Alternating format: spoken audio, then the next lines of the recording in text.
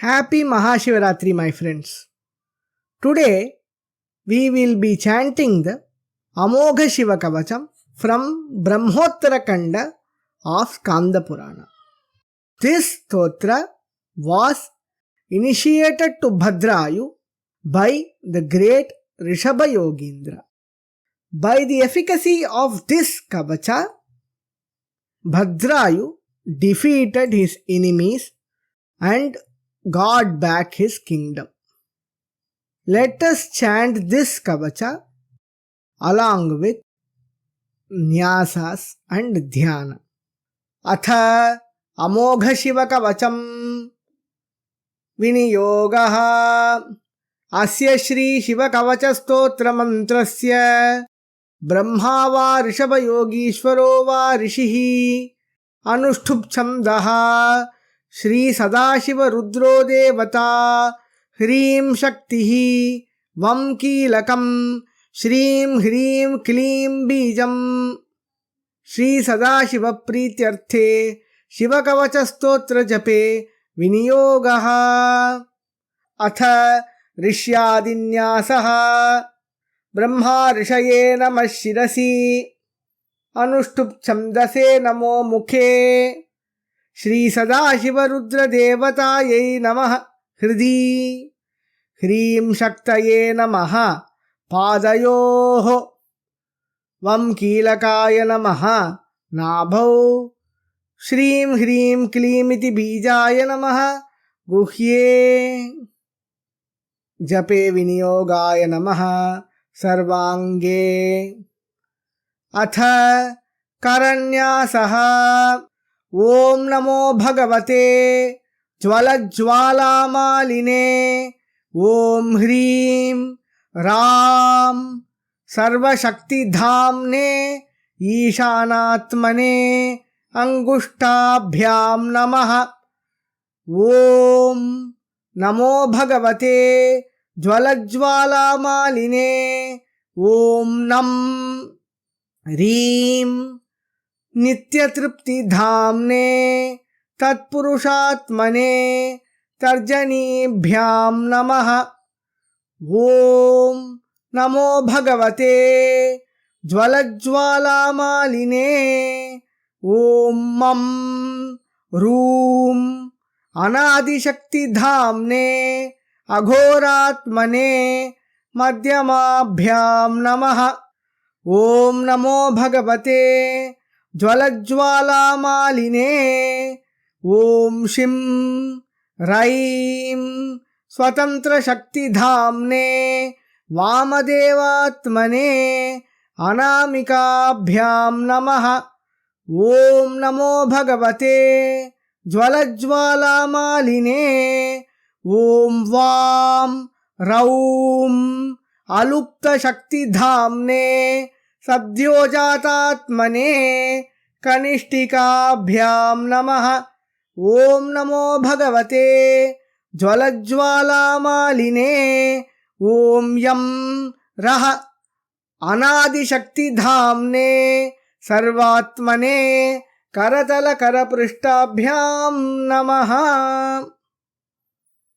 Atha Hridayadyanganyasaha Om Namo Bhagavate Jvalajvalamaline Om Hrim Ram Sarva Shakti Dhamne Ishanatmane Hridayaya Namaha Om Namo Bhagavate Jvalajvalamaline Om Nam Rim Nityatripti Dhamne Tatpurushatmane Shirase Swaha Om Namo Bhagavate Jvalajvalamaline Om Mamrum Anadi Shakti Dhamne Aghoratmane Shikayai Vashat Om Namo Bhagavate Jvalajvalamaline Om Shim Raim Swatantra Shakti Dhamne Vamadevatmane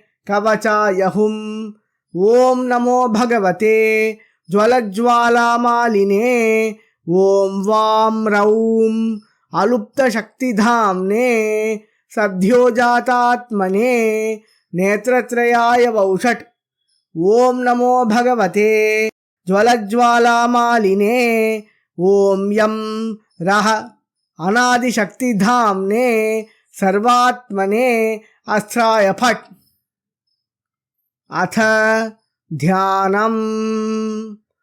वज्रदंष्ट्रं त्रिनयनं कालकण्ठमरिन्दमम् सहस्रकरमत्युग्रं वन्दे शम्भुम् उमापतिम्। The Lord, who has strong fang-like teeth, which is strong as Vajra, the celestial weapon of Indra. His teeth represents time, which eats everything. Hence it is invincible and fierce. Trinayanam, he who has 3 eyes. Kalakantam, he who has a dark blue neck. Arindamam, he who controls and defeats his enemies. Sahasrakaram, he who has 1,000 hands. He who has limitless hands. Hands represent power. He who is infinitely powerful. Atyugram, he who is fierce. Vande, I bow and pray to him. Shambhum, the birthplace of auspiciousness. Him from whom everything auspicious emerges. Umapatim, the lord and consort of Uma, the mother goddess. रुद्राक्षकङ्कणलसत् करदण्डयुग्मः फालान्तरालसितभस्म धृतत्रिपुण्ड्रः पञ्चाक्षरं परिपठन् वरमन्त्रराजम् ध्यायन् सदा पशुपतिं शरणं व्रजेताः. Having worn the bracelets made of Rudraksha beads in both the hands and shoulders, and having smeared with holy ash in the forehead, chanting the Panchakshara, the great king of mantras, and contemplating and meditating on Pashupati, the lord of all beings, always surrender to Shiva. Sharanam Vrajetaha Pashupatim.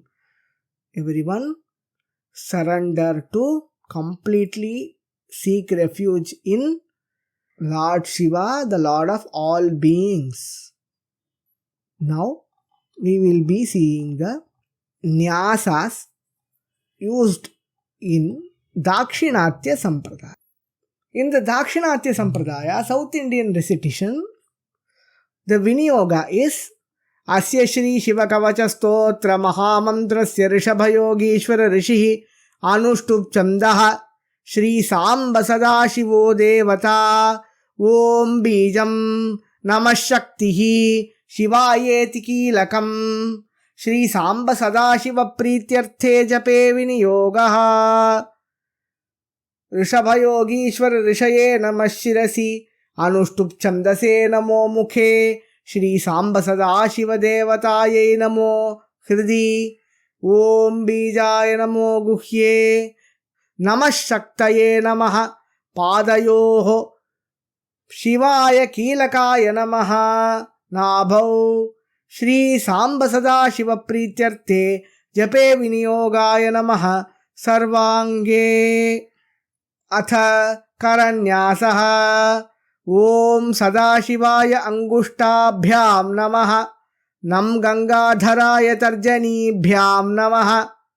मम मृत्युंजयाय मध्यमाभ्याम नमः।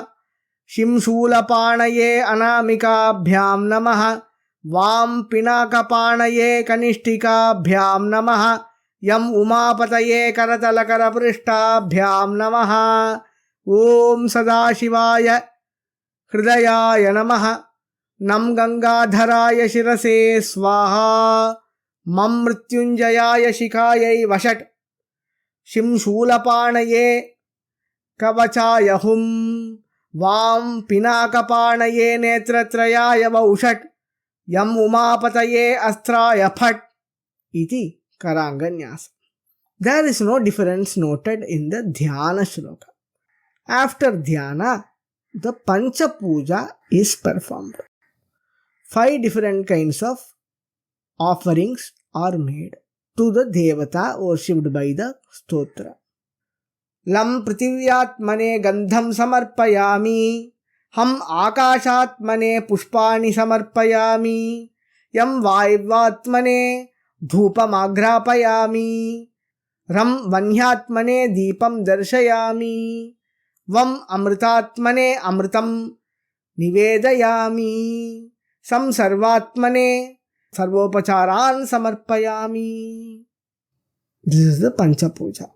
In this Pancha Puja, we offer fragrant paste with lam bija, flowers with ham bija, dhupa incense with yam bija, deepa lamp with ram bija, and edible offering with vam bija, all created by our own mind and thoughts. This is a Manasa Puja, puja done by mind. Then the Purva Petika of the Kavacha starts with this shloka.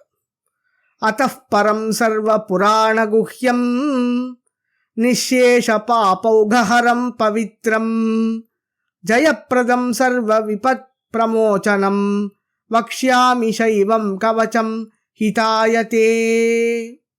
After this, Rishabha Yogeshwara starts talking to Bhadrayu. This Kavacha is secretly preserved among all the Puranas. This destroys all the sins. This is purifying in nature. This grants victory. This liberates us from all dangers. I will be telling you such great armor of Shiva for your welfare, says Rishabha Yogeshwara. Then Rishabha Uvacha Namaskritya Mahadevam Vishwavyapinamishwaram Vakshye Shivamayam Varma Sarva Rakshakaram Nrinam. Bowing down to Mahadeva, who pervades the whole universe, Vishwavyapi, and the leader and controller of everything. He is Ishvara, the Lord and controller of everything. After bowing to him and paying respects to him and offering salutations to him, after that, I am telling you the armor which is made of Shiva, which is fully comprised of Shiva, that which gives all kinds of protections to the beings. Sarva Rakshakaram Nranam. Shuchau deshe samasino yathavat kalpitasanaha jitendriyo jitah pranas chintayet shivam avyayam. In a clean place, place your asana, your seat, made of darbha grass or other sacred materials, and having seated there, conquiring all your senses and having a single pointed concentration with Lord Shiva as the object and the goal. Chita Pranaha, having conquired prana through the techniques of pranayama, contemplate on Shiva, who is changeless by nature.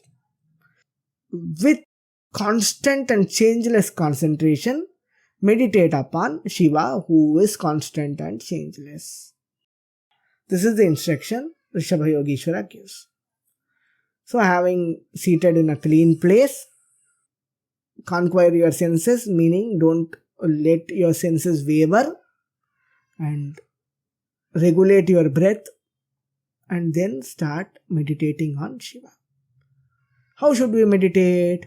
Hrit pundarikam tarasannivishtam स्वतेजसा व्याप्तनभोऽवकाशम् अतीन्द्रियं सूक्ष्मम् अनन्तमाद्यम् ध्यायेत् परानन्दमयं महेशम्.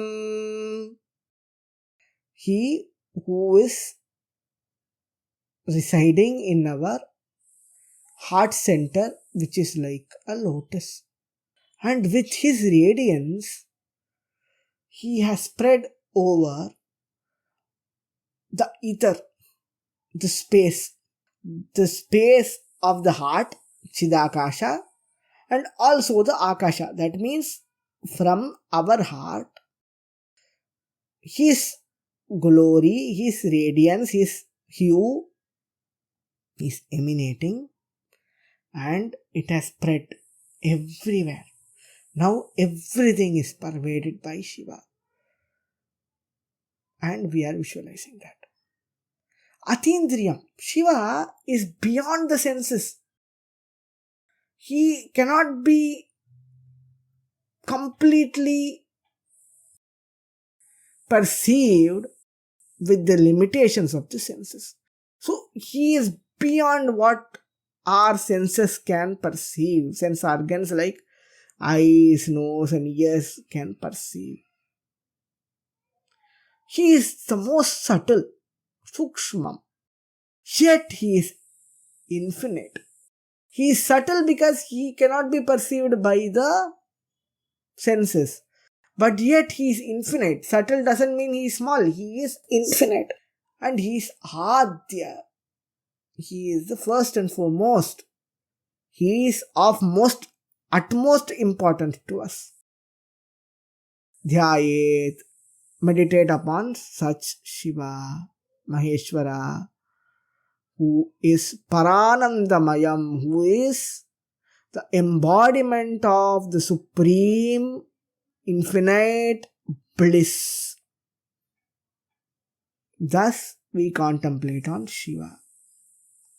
हृत्पुण्डरीकान्तरसन्निविष्टं स्वतेजसा व्याप्तनभोऽवकाशम् अतीन्द्रियं सूक्ष्मम् अनन्तम् आद्यम् ध्यायेत् परानन्दमयं महेशम्.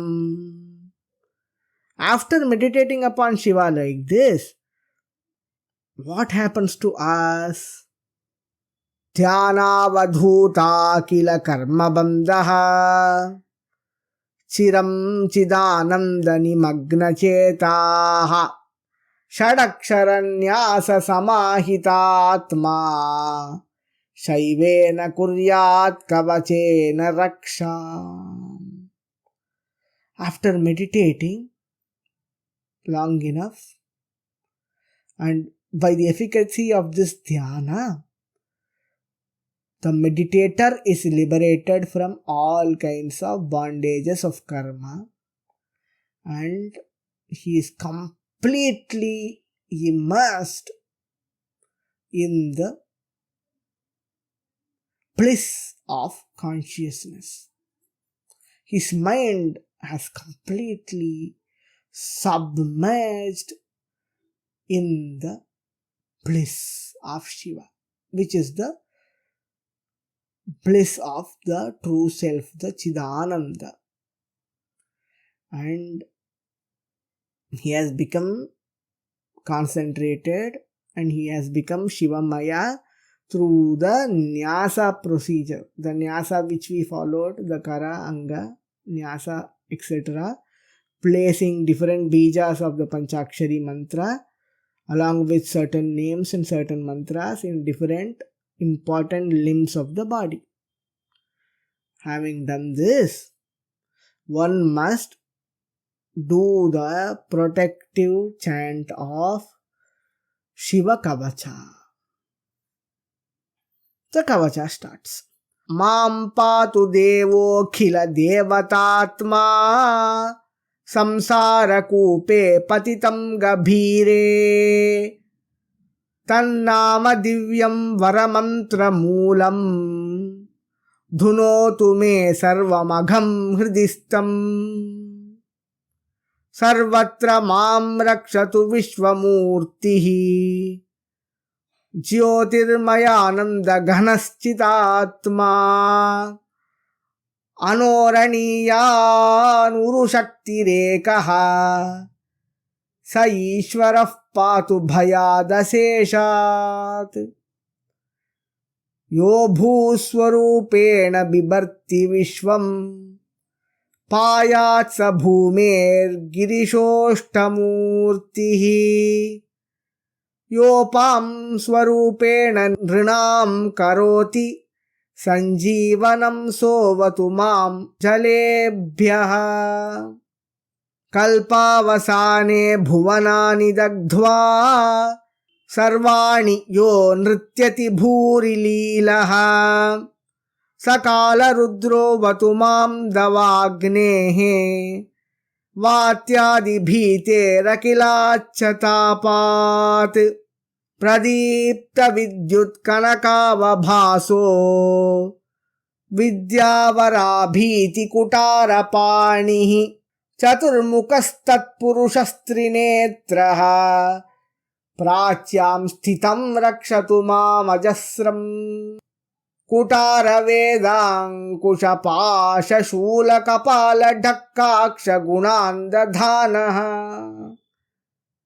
चतुर्मुखो नीलरुचिस्त्रिनेत्रः पायादघोरो दिशि दक्षिणस्याम्। कुन्देन्दुशङ्खस्फटिकावभासो वेदाक्षमालावरदाभयाङ्कः। त्र्यक्षश्चतुर्वक्त्र उरुप्रभावः सद्योदिजातो वतु मां प्रतीच्याम्। वराक्षमालाभयटङ्कहस्तः सरोजकिञ्जल्कसमानवर्णः।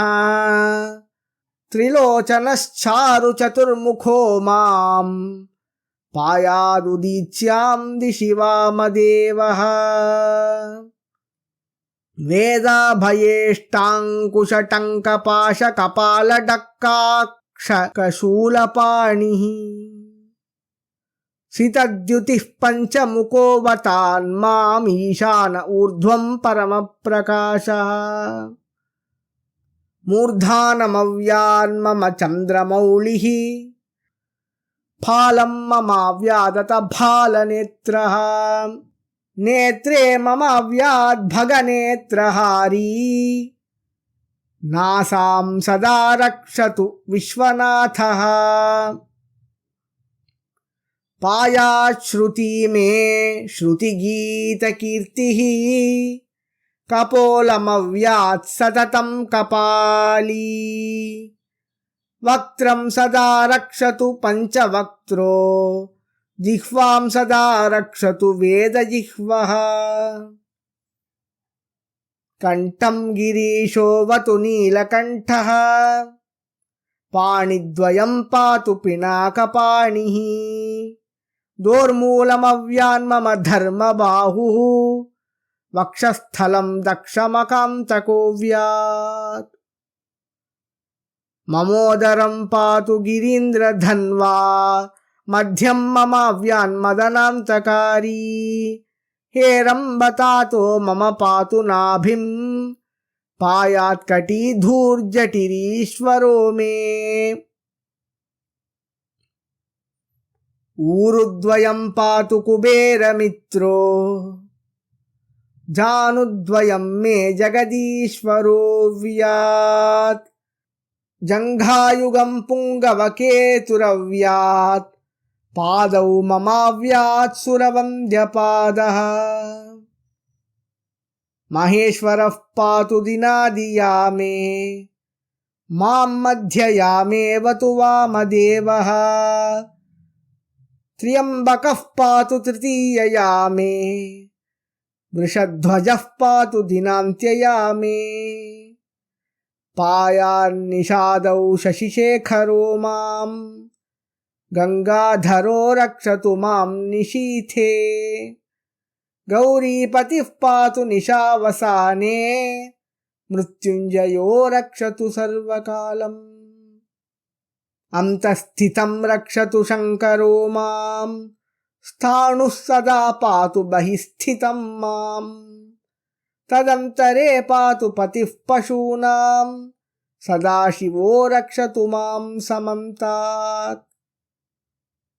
तिष्ठन्तमव्याद्भुवनैकनाथः पायाद्व्रजन्तं प्रमथाधिनाथः वेदान्तवेद्योऽवतु मां निषन्नम्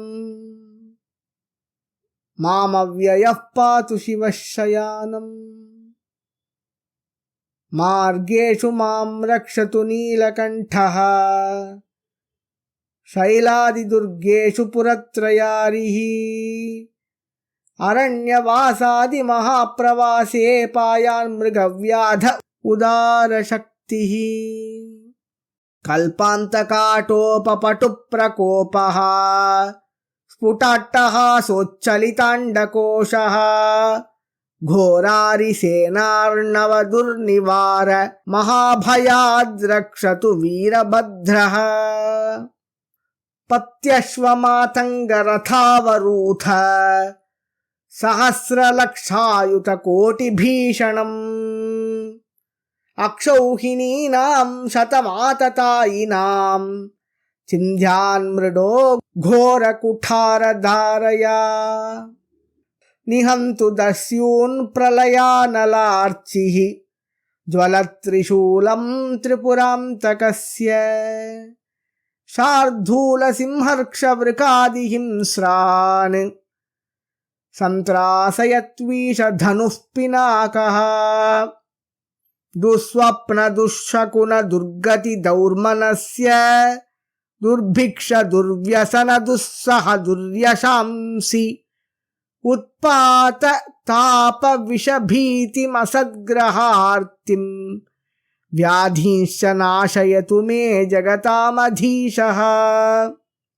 ॐ नमो भगवते सदाशिवाय सकलतत्त्वात्मकाय सकलतत्त्वविहाराय सकललोकैककर्त्रे सकललोकैकभर्त्रे सकललोकैकहर्त्रे सकललोकैकगुरवे सकललोकैकसाक्षिणे सकलनिगमगुह्याय सकलवरप्रदाय सकलधुरितार्तिभञ्जनाय सकलजगदभयङ्कराय सकललोकैकशङ्कराय शशाङ्कशेखराय शाश्वतनिजाभासाय निर्गुणाय निरुपमाय निरूपाय निराभासाय निरामयाय निष्प्रपञ्चाय निष्कलङ्काय निर्द्वन्द्वाय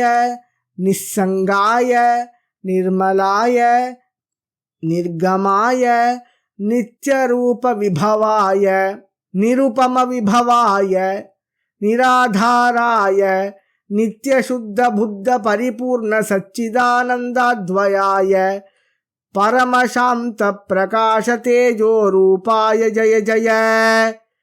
महारुद्र महारौद्र भद्रावतार दुःखधावधारण महाभैरव काल भैरव कल्पान्त भैरव कपाल मालाधर खट्वांग खड्ग चर्म पाशांकुश डमरु शूल चाप बाण गदा शक्ति भिंडिपाल तोमर मुसल मुद्गर पट्टिश परशु परिघ भुषुंडी शतग्नि चक्राद्यायुध भीषण कर सहस्र मुख दंष्ट्रा कराळ विकटाट्टहास विस्फारित ब्रह्मांड मंडल नागेन्द्र कुंडल नागेन्द्र हार नागेन्द्र वलय नागेन्द्र चर्मधर मृत्युंजय त्र्यंबक त्रिपुरांतक विरूपाक्ष विश्वेश्वर विश्वरूप वृषभवाहन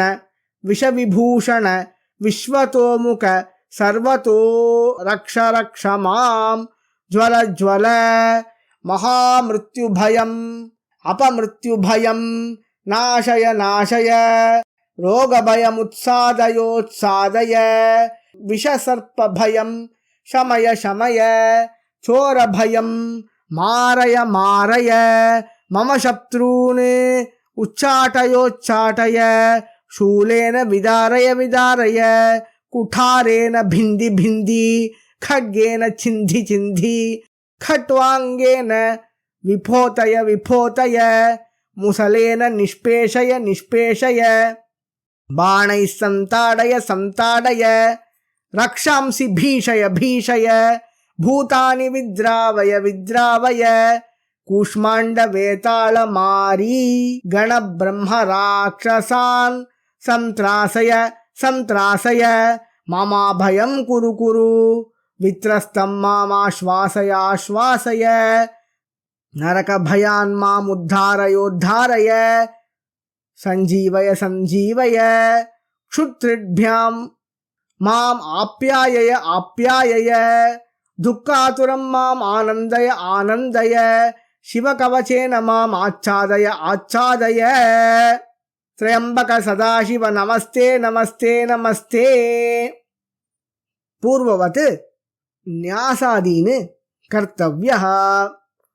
फलश्रुतिः ऋषभ उवाच इत्येतत् कवचं शैवं वरदं व्याहृतं मया सर्वबाधा प्रशमनं रहस्यं सर्वदेहिनां यः सदा धारयेन्मर्त्यः शैवं कवचमुत्तमं न तस्य जायते क्वापि भयं शम्भोरनुग्रहात् क्षीणायुर्मृत्युमापन्नो महारोगहतोऽपि वा सद्यः सुखमवाप्नोति दीर्घमायुश्च विन्दति सर्वदारिद्र्यशमनं सौमाङ्गल्यविवर्धनं यो धत्ते कवचं शैवं स देवैरपि पूज्यते महापातकसङ्घातैर्मुच्यते चोपपातकैः देहान्ते शिवमाप्नोति शिववर्मानुभावतः त्वमपि श्रद्धया वत्स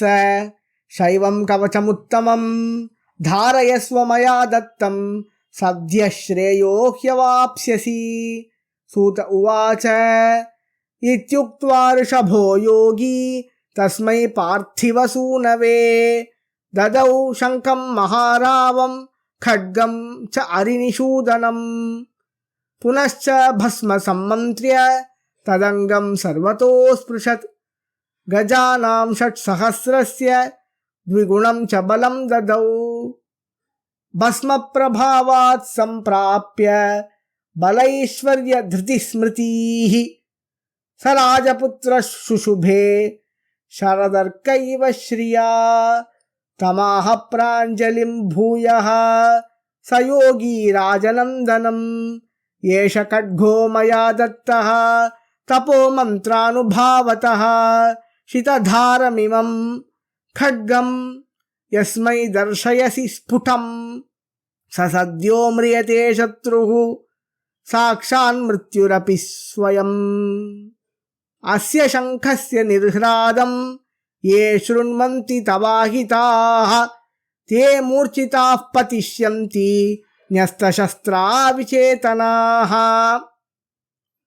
खड्गशङ्खाविमौ दिव्यौ परसैन्यविनाशनौ आत्मसैन्यस्वपक्षानां शौर्यतेजो विवर्धनौ एतयोश्च प्रभावेन शैवेन कवचेन च द्विषट्सहस्रनागानां बलेन महतापि च भस्मधारणसामर्थ्यात् शत्रुसैन्यं विजेष्यसि प्राप्य सिंहासनं पैत्र्यं गोप्तासि पृथिवीमिमाम् इति भद्रायुषं सम्यग् अनुशास्य समातृकं ताभ्यां सम्पूजितः सोऽथ योगी स्वैरगतिर्ययौ इति श्रीस्कान्दे महापुराणे एकाशीतिसाहस्र्यां संहितायां तृतीये ब्रह्मोत्तरखण्डे सीमन्तिनीमाहात्म्ये भद्रायूपाख्याने शिवकवचकथनं नाम 12ोऽध्यायः। Thank you for listening.